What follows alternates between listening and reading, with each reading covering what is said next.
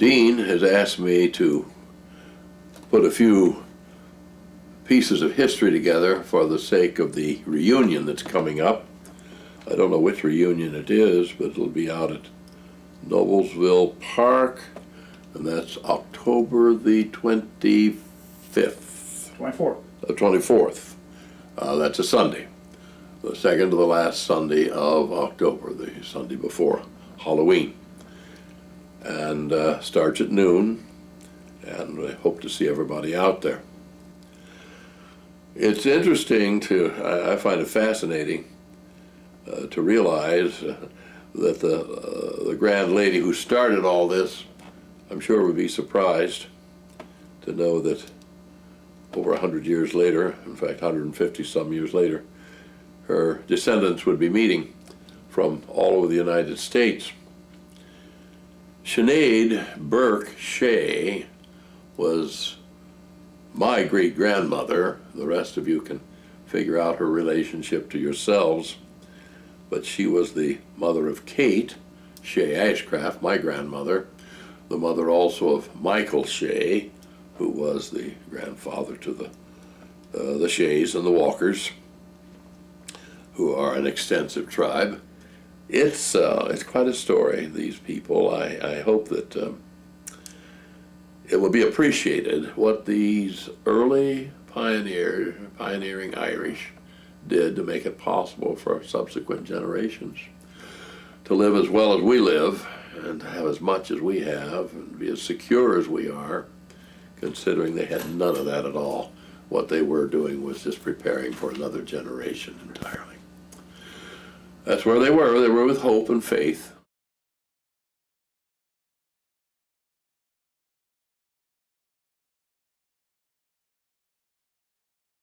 What is the importance of family history, family lore to a younger generation?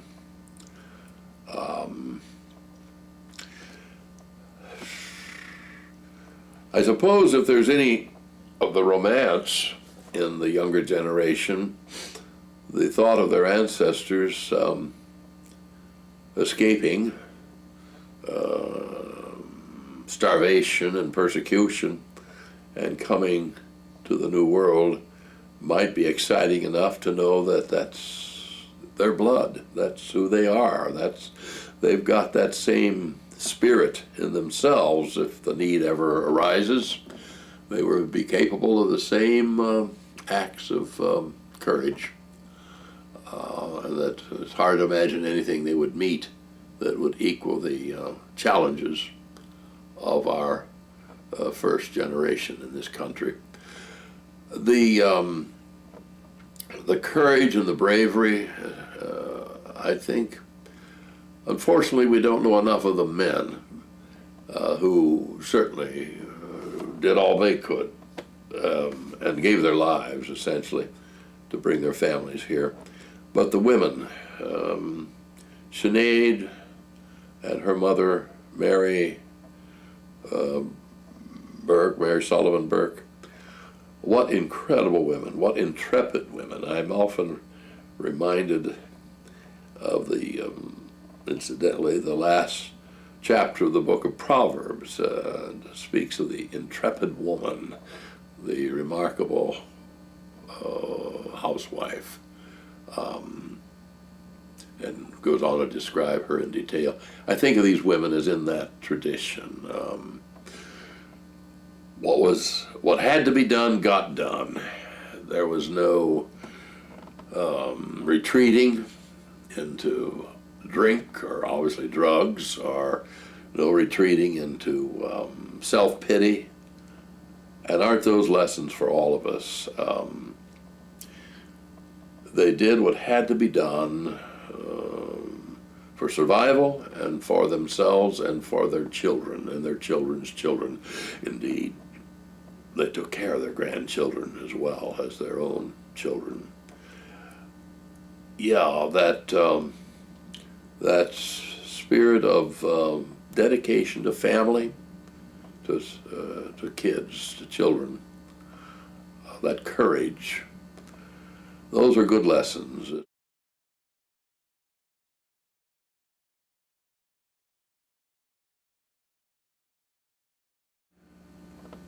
how does it benefit a younger generation? Well, history as a lesson in itself. I don't know, it inspires me to think that we come from such remarkable people, and I think that a younger generation, hopefully, would let their imaginations soar and would come together and listen to the stories, and who knows how long those stories will last as we get older and the family matures. But you don't have to go to books for some of these remarkable lessons in, again, bravery and courage, for they're right there in our family tree and in our family history.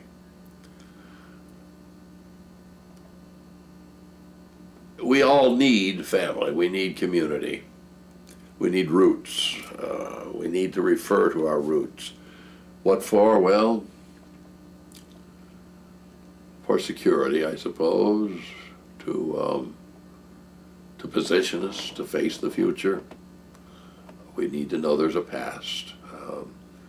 There's no tree with branches without roots.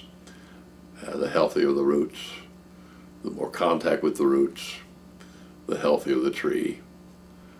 And I can't help but think that people who know there is a past, a rich past, a past filled with challenge and acceptance of challenge, overcoming hardships, I can't help but think that's good for people to realize today.